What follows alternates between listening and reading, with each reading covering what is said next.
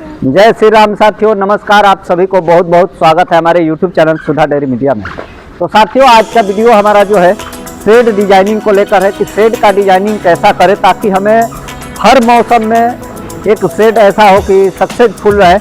ठंडा, गर्मी, बरसात जो भी महीना हो उस महीने में गाय हमारी सुरक्षित हो। भैंस हो तो भैंस का, और गाय का फार्म करे तो किस टाइप का शेड होना चाहिए, भैंस का करे तो किस टाइप का होना चाहिए, या देसी टाइप की गाय जैसे साहिवाल गिर की तरफ जा रहे हैं तो उसमें कैसा शेड हो, और एचएफ का कैसा हो, ये सभी डिटेल देने वाला हूँ। वीडियो बहुत महत्वपूर्ण है, बहुत बढ़िया जानकारी है। वीडियो पसंद आए तो लाइक जरूर कीजिएगा, चैनल पर नए हैं तो सब्सक्राइब भी कीजिएगा और बेल आइकन को दबा दीजिएगा कि ताकि हर एक वीडियो का नोटिफिकेशन आपको मिलता रहे, ताकि मैं जो भी वीडियो डालूँ आपको अगर अच्छा लगता है तो नोटिफिकेशन अगर बेल आइकन दबाएंगे तो हर बार आपके पास आ जाएगा वीडियो, तो आपको जानकारी मिलती रहेगी जो अच्छा बुरा जानकारी देता हूं, और आपको पता चले कि क्या क्या होता है। हर एक वीडियो में मैं बताता रहता हूं, कभी डेयरी फार्म को सक्सेस का, कभी घाटा जाता है वो भी दिखाता हूँ, फायदा होता है वो भी दिखाता हूँ, गाय पे प्रॉब्लम आता है वो भी दिखाता हूँ, बीमारी आती है वो भी दिखाता हूँ। तो हर टाइप का वीडियो मैं बनाता हूँ अपने ही फार्म से। एक होता है कि लोग केवल वीडियो बनाते हैं, और एक यहाँ जो मैं बना रहा हूँ इसमें मेरा अपना अनुभव को शेयर करता हूँ, जो कि अपना काम करते हुए और कैसे मैनेज किया जाता है फार्म, ये सब के ऊपर वीडियो रहता है मेरा। तो ज़्यादा से ज़्यादा वीडियो को शेयर भी कीजिए ताकि लोगों तक पहुँचे ओरिजिनल जानकारी। तो साथियों, जो शेड की बारे में बात करूँ तो सबसे पहला नंबर मैं शेड की बात करूँ तो शेड में अपना शेड का साइज जो है अपने पशु के हिसाब से कितना पशु रखना है उस हिसाब से बनाना है। सबसे पहला नंबर जो होता है शेड का डिजाइनिंग दो टाइप से होता है। एक होता है हेड टू हेड, एक tail to tail. Head to head का मतलब होता है कि दोनों सब तरफ से जैसे आप शेड बनाते हैं तो गाय आमने सामने से खाती है। टेल टू टेल होता है, उसमें क्या होता है कि दोनों साइड गाय का बैक जो होता है, गोबर का जगह जो होता है एक साइड हो जाता है, मुंह अलग अलग हो जाता है। तो दोनों का दोनों सक्सेसफुल है, आपके ऊपर है, चॉइस के ऊपर कि आप खिलाना आसान खोज रहे हैं कि गोबर उठाना आसान खोज रहे हैं, उसके हिसाब से होता है। हमारे फार्म पे एक ही साइड से अभी है, दोनों साइड से था, हेड टू हेड हमारा डिजाइनिंग था, जो कि आमने सामने से खाने वाली गाय थी। लेकिन हमारा फोकस अब शेड का लंबाई ज़्यादा होने के कारण अब क्या है कि एक ही साइड से गाय रहेगी, एक साइड से ओपन रहेगी।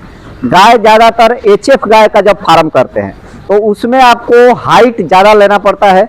एचएफ गाय के फार्म में हाइट का ज़रूरत पड़ता है, क्योंकि एचएफ गायों को गर्मी कम बर्दाश्त होता है, इसको ठंडा थोड़ा बर्दाश्त हो जाता है। पानी से भी ज़्यादा दिक्कत नहीं होता है एचएफ गायों को, लेकिन गर्मी में बहुत ज़्यादा परेशानी होती है। तो गर्मी से बचाने के लिए इनका उपाय लगाया जाता है। तो सेंटर में जो शेड का हाइट लिया जाता है वो कम से कम 17-18 फीट होना चाहिए इनके हिसाब से, हमारे बिहार के लोगों के लिए। बाकी बाहर में पंजाब हरियाणा में जाएंगे तो उधर का अलग हो जाएगा, सब लोग उधर थोड़ा और हाइट ले लेते हैं। हमारे इधर आंधी तूफान वाला मौसम ज़्यादा रहता है, उड़ने का डर रहता है। हमारे इधर ज़्यादातर हर एक साल तूफान आंधी आता है, उसमें परेशानियाँ होती है, तो हाइट थोड़ा हम लोग कम रखते हैं। तो 17 से 18 फुट सेंटर लेते हैं, और साइड का जो है 16 से 15 फीट लेते हैं। अब आती है बात कि शेड के हाइट के बाद उसका जो होता है लंबाई चौड़ाई के हिसाब से अपना हाइट भी मेंटेन किया जाता है। अगर मान लीजिए आपको शेड बनाना है 12-14 फीट ही मतलब चौड़ाई बनाना है, 35-36 फीट लंबाई, तो आपको हाइट इतना लेना का ज़रूरत नहीं है, आपको कम लेना है। शेड का डिजाइन कभी भी चारों तरफ से वेंटिलेशन वाला होना चाहिए, हवादार होना चाहिए, खुला रहना चाहिए, ओपन रेंज में रहे। जैसे कि मैं कैमरा घुमा के दिखाना चाहूँगा, चारों तरफ से मेरा शेड खुला है। अभी ठंडी का मौसम है तो देखिए इस साइड से प्लास्टिक भी लगाए हैं, तो ये प्लास्टिक का भी जो समय रहेगा, प्लास्टिक भी जो लगाया हुआ है, ये ऐसा सिस्टम लगाया हुआ है कि इसको दिन में अपने चाहे तो ऊपर उठा दे और खुला हो जाए, क्योंकि दिन में धूप निकल जाता है। अब धीरे धीरे धूप निकल रहा है, वीडियो आज सुबह सुबह शूट कर रहा हूँ, तो जब धूप निकल रहा है तो अपने को प्लास्टिक को ऊपर कर देना है, क्योंकि उमस नहीं बनना चाहिए। अपने फार्म के अंदर जब उमस बनेगा तो एचएफ गायों का फार्म कभी सक्सेस नहीं होगा। उमस वाला शेड कभी नहीं होना चाहिए। जब साहिवाल या गिर गाय या देसी गाय पर काम करते हैं उस समय ये लोग, साहिवाल या गिर देसी गाय ठंडा बर्दाश्त नहीं करती है, गर्मी इन लोग को सहन हो जाता है। तो इन सब देसी टाइप की गायों के लिए शेड का हाइट ज़्यादा मायने नहीं रखता है। इनके लिए जब शेड बनता है तो ठंडी के मौसम में ज़्यादातर इनको बंद ही रखना पड़ता है, उस समय इनके लिए नीचा शेड रहे तो अच्छा रहता है। थोड़ा सा मतलब गर्मी ये लोग को बर्दाश्त हो जाता है तो कोई टेंशन नहीं रहता है। देसी गायों में ज़्यादा तकलीफ नहीं है, शेड कैसा भी बनाए। एचएफ का जब करते हैं या भैंस का, तो उस समय हाइट लेना पड़ता है, क्योंकि इनके लिए जरूरी है चारों तरफ से सर्कुलेशन हवा का। तो शेड का डिजाइन उस टाइप से करिए कि चारों तरफ से खुले हवादार हो। दूसरा नंबर, व्यवस्था कैसा होना चाहिए कि अपने को लेबर वर्क कम लगे। शेड के अंदर आप ऐसा काम करिए कि लेबर कॉस्ट कम जाए। तो गोबर का व्यवस्था करने के लिए अपने को, गोबर में तो ऑटोमेटिक सिस्टम लगाने के लिए हम नहीं बात कर पाएंगे, क्योंकि हम खुद नहीं लगाए हैं, हम देसी ही तरीका से उठाते हैं गोबर और साफ करते हैं। तो गोबर का व्यवस्था ऐसा होना चाहिए कि पीछे के साइड जगह ज़्यादा रहे गायों के, तो अपना गोबर हटा के रखे, और उठाने में मान लीजिए कि देर भी हो गया तो गोबर पैर से ना लगे गाय का, उस टाइप का होना चाहिए। गाय को खुले रखने के लिए जगह होना चाहिए। फार्म कभी भी करें 8-10 गायों का, तो HF गाय का ही कमर्शियल फार्म होता है। तो उस समय में आपको गायों को खुले में घूमने का जगह ज़्यादा मिलना चाहिए, स्पेस HF गायों को, ताकि जब बांध के रखते हैं, मैं जैसे बांध के रखता हूँ, अभी बांध के रखा हूँ, खुला भी रखता हूँ, खुला रखना है, पूरा खुले का व्यवस्था हो रहा है, धीरे धीरे सब बाउंड्री दिला रहे हैं, जाली लग रहा है, सब धीरे धीरे हो जाएगा। अब यहाँ आ गया है तो धीरे धीरे सब कुछ होगा, अचानक तो कुछ होगा नहीं। तो बाउंड्री जैसा बांस का बांध के और जाली लगा रहे हैं ताकि खुला रहे। तो आप भी कभी भी करें तो खुला रखना पड़ता है। खुला रहेगी तो क्या होगा, खुला जब गाय रहती है तो वो अपने मर्जी से जब घूमती है तो इनका दूध का प्रोडक्शन भी ज़्यादा होता है और स्वस्थ भी रहती है, बीमार कम होती है। दूध थोड़ा कम या ज़्यादा मायने नहीं रखता है, दूध अगर थोड़ा कम भी रहता है तो गायों का कोई टेंशन नहीं रहता है। अगर गाय स्वस्थ है या दूध कम भी है तो चल जाता है फार्म, लेकिन गाय स्वस्थ नहीं है या दूध कितना भी होता है तो फार्म में फिर परेशानियाँ ही परेशानियाँ रहती है। आज के डेट में मेरा स्पेस बढ़िया है, मौसम भी बढ़िया है डेयरी के हिसाब से अभी, लेकिन यही अगले साल बरसात है, ये ठंडी का ही मौसम है, हम बहुत ज़्यादा क्षति में थे। तो कारण था कि वहाँ जगह जो था एकदम चारों तरफ से पैक था और हाइट भी बहुत कम था। हाइट कम होने के चलते वहाँ क्या होता था कि उमस, गर्मी के दिन, ठंडी के दिन में भी उमस बनने लगता था। उमस बनता था तो फिर गायों को गर्मी, ठंडी के मौसम में दोपहर में इतना गर्मी होने लगता था कि गाय ठंडी के मौसम में दोपहर में हाँफने लगती थी। अब वही चीज़ यहाँ पे अगर ज़्यादा गर्मी जैसा लगेगा तो तिरपाल को खोल देंगे, चारों तरफ से खुल जाएगा। अभी तो चारों तरफ से खुला ही है, एक ही तरफ से लगा है, लेकिन ये धीरे धीरे चारों तरफ से पैक भी करना पड़ेगा क्योंकि ठंडी बढ़ रहा है जैसे जैसे। तो डिजाइनिंग कभी भी इसी टाइप से करिए कि आपको हर मौसम में शेड में आराम हो। तो उस समय ऐसा ना हो कि गर्मी का मौसम आए तो आपको फिर उमस बनने लगे, ठंडी में आए तो आप परेशान हो जाए। ठंडी का गुजारा कैसे भी हो जाता है। आप आदमी को भी देखते हैं तो हर चीज़ ठंडी के मौसम में, देखिए गर्मी के मौसम में जो रोड पे भी रहते हैं उनको कितना परेशानी होता है। ठंडी में ठंडा लगता है तो बहुत सारे लोग ले जाके कंबल वम्बल दे देते हैं, लेकिन गर्मी में कोई पंखा ऐसी किसी को नहीं दान देता है। उसी टाइप से इसमें हो जाता है। आप ठंडी के मौसम में प्लास्टिक बोरी कुछ भी लगा के उसको बंद कर लेंगे, लेकिन जब गर्मी का मौसम आएगा तो आप, बिजली नहीं रहेगा, बिहार में सबसे बड़ा समस्या है लाइट का, लाइट नहीं रहेगा तो फिर पंखा कूलर कहाँ से चलाएंगे। तो उस समय इनको उमस बनने लगेगा, फिर वही हाल हो जाएगा कि उमस बनेगा तो आपकी गाय डैमेज होगी जैसे मेरी हो रही थी।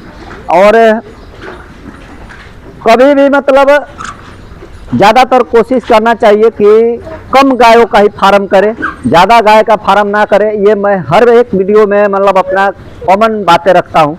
ज़्यादा गायों का फार्म करने में लॉस है, कभी प्रॉफिट ज़्यादा नहीं है। कम पशु रहे, सुरक्षित रहेगी, बढ़िया प्रॉफिट होगा। अपना उतना ही प्रोडक्शन दूध का करे कि ज़्यादातर रिटेल में सेल हो जाए। डेयरी के भरोसे चलेंगे तो डेयरी के भरोसे फेल ही होना है, क्योंकि जैसे कि मैं शुरुआती में बहुत सारा लॉस सहा हूँ। दूध का रेट नहीं मिलने के कारण से मेरा बर्बादी बहुत सारा हुआ है। 35 रुपये 30 रुपये लीटर दूध बेच के खिला खिला के आप ये जानिए ना कि आप अपने ही साथ धोखा दे रहे हैं। डेयरी को दूध दे रहे हैं मतलब अपने साथ धोखा दे रहे हैं, क्योंकि डेयरी का दूध दिया हुआ प्रॉफिट आपको पता ही नहीं चलेगा। 30-32 रुपया वाला प्रॉफिट आएगा ही नहीं। आप जोड़ेंगे जब 2-4 साल बाद लगाते जाएंगे कि अब प्रॉफिट होगा, बाद में जोड़ेंगे तो आपको कहीं ऐसा दिखेगा कि 2-4-10 लाख का फिर से कर्ज हो चुका है। उस कर्ज को चुकाने के चक्कर में फिर से डेयरी फार्म बंद हो जाएगा। तो कम पशु रखिए, दूध को रिटेल का कोशिश कीजिए, मेहनत करिए, बेचने पर फोकस कीजिए। जैसे कि आज के डेट में मैं कर रहा हूँ, अपना बाजार में हर एक लोगों से जा के मिला, दुकान पे मिला, दुकान वाले को विश्वास दिलाया। मैं सबसे पहला नंबर कठिन होता है बहुत, शुरू में अपने को बर्बादी भी करना पड़ता है, फ्री में भी दूध दे देना पड़ता है कि लो लेके ट्राई करो, 2 दिन खाओ, देखो कैसा है। वैसे हमने किया फिर गांव के भी लोग जो बाजार में दुकान करके बैठे बिजनेस में है, उनके पास पशु नहीं है, उन लोगों को मैंने फोकस किया, खोजा कि ये लोग के पास पशु नहीं, उनके घर गया, दूध कहाँ से लेते हैं, आप मेरा दूध खाइए, अच्छा क्वालिटी देंगे। हमने वीडियो बना के दिखाया कि हम ऐसे दुहाई करते हैं, इस टाइप से साफ़ सुथरा रखते हैं। खिलाते समय हम यही चीज़ खिलाते हैं ताकि हमारी गाय का दूध में यूरिया का मात्रा ना हो, ये सब ना हो। हम गुड़ तेल ये सब देते हैं, बेसन देते हैं, देसी तरीके से खिलाते हैं। ये सब दिखाया तो लोगों को पसंद आया और इसी का बदौलत है कि आज हमारा टोटल दूध बिक्री हो जा रहा है फार्म से ही। मिठाई दुकान वाले को पहले ले जाके पहुंचाना पड़ता था तो भी नौटंकी करते थे। आज के डेट में ऐसा हो गया है कि मेरे फार्म पे आके सुबह सुबह मेरे दूध निकलने से पहले लोग बैठ जाते हैं कि कब निकलेगा तो हम दूध लेके जाए। तो ये है अपना मार्केटिंग करना। आज मैं डैमेज नहीं होता तो आज के डेट में मैं 200 लीटर भी दूध सेल कर सकता था, लेकिन समस्या है अब 6 महीना तो थोड़ा सा सब्र रखना पड़ेगा। लेकिन जो भी है जितना है उसमें खुशी रहना चाहिए। दूध बढ़ाएंगे धीरे धीरे, गाय कम करेंगे दूध बढ़े उस टाइप से करेंगे, क्योंकि गाय कम कर देना है, दूध बढ़ जाए, बढ़िया बढ़िया गाय रखनी है। मैनेजमेंट अच्छे से करना है इस फार्म पे। और ये जो शेड है इसको हम लोग खुला रखे हैं। हम लोग का प्लानिंग यहाँ आने से पहले बहुत बड़ा प्लानिंग करके आया था मैं कि धीरे धीरे छोटा से ही बड़ा करना था। बहुत बड़ा प्लानिंग मतलब पैसा नहीं लगाना था, छोटे ही प्लानिंग से। जैसे कि बिल्डिंग वर्क मेरे को करने आता है, लेथ मशीन चलाता हूँ, तो वो सब छोटा छोटा काम इधर लगाता एक साइड में। इसी में बिल्डिंग का मतलब गेट बनाता, दरवाज़ा बनाता, ग्रिल बनाता, वो सब काम करता और बाज़ार में उसको भी बेचता। इधर 7-8 गाय रहती तो उस टाइम से करना था, लेकिन सोचा हुआ काम हुआ नहीं। लेकिन 6-7 महीना बाद फिर आप देखेंगे कि सब कुछ मेरा रास्ते पर आ जाएगा। अभी मिला जुला के एक ही बात है कि फार्म एकदम बढ़िया चल रहा है, कोई दिक्कत परेशानी नहीं है। गाय पशु ज़्यादा है, दूध कम है, फिर भी मेंटेन हो जा रहा है। थोड़ा बहुत ही मतलब एती हो रहा है, 0-0 लेवल पर आ जा रहा हूँ, माइनस प्लस ज़्यादा नहीं हो रहा हूँ, घाटे में नहीं जा रहा हूँ, मिला जुला के सब लेवल हो जा रहा है, कोई टेंशन वाली बात नहीं है। बाकी आगे वीडियो में जो भी होगा जानकारी देता रहूँगा। शेड को खास ध्यान रखिए, शेड में गर्मी ना लगे उस टाइप का कभी भी शेड आप बनाइए। जब पैसा लगा रहे हैं तो अच्छे से लगाइए और अच्छे से बनाइए। जब बिजनेस ही करना है तो शेड के ऊपर कभी भी ज़्यादा फोकस करके पैसा मत लगाइए। हमारा शेड इतना बड़ा बनाने के पीछे ये नहीं है कि डेयरी के हिसाब से केवल बना है, ये हमारे 3 काम के लिए बना है। डेयरी भी चलेगा, इसी में हमारा जो कृषि का खेती का जो गाड़ी उड़ी है वो सब का भी खड़ा हो जाए, और जो दरवाज़ा वरवाजा बनाना है, जंगला खिड़की जो भी बनाना है वो सब का भी कारोबार इसी में छोटा मोटा हो जाए। तो उस टाइप से इसको हमने बड़ा थोड़ा सा ले लिया, नहीं तो इसको और छोटा रख सकता था। अब एक बार मैंने सोचा बन जाए बढ़िया से, फिर बार बार ये सब पर खर्चा नहीं करना पड़े। और सबसे बड़ी बात है कि ये अपना जगह है, अपने बाप दादा का जगह है, तो अपने को टेंशन नहीं है कि किसी का भाड़े का है, खाली करना है।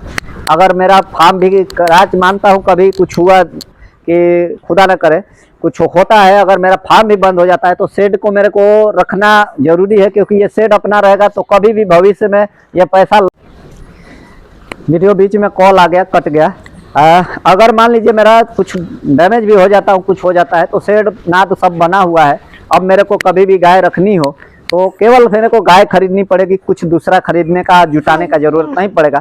लेकिन भगवान करे यहाँ से ही मेरा तरक्की हो जाए, जितना है 0-0 हो जाऊँ, लेवल हो जाऊँ, और कर्जा ऋण सब उतर जाए, जो कर्जे वर्जे हुआ है वहाँ पे गाय मरी उसमें, तो ये सब निकल जाए, फिर मेरा सब कुछ 0 हो जाएगा। गाय रख के मैं अपना जीवन चला सकता हूँ, मेरे को टेंशन नहीं है। चलिए, वीडियो पसंद आया हो तो लाइक जरूर कीजिएगा, और चैनल पर नए हैं तो सब्सक्राइब करके जाइएगा। जय श्री राम, जय श्री राधे, जय गौ माता, हर हर महादेव।